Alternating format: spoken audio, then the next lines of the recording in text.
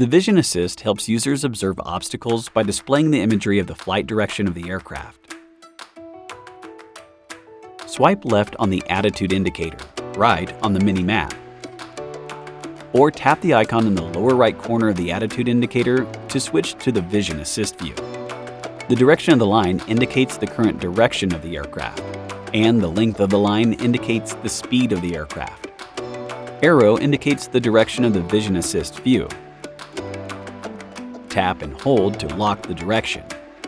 Tap the lock icon to unlock the direction.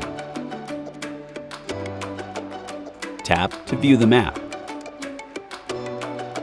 Tap to close the Vision Assist view. Tap to maximize the Vision Assist view.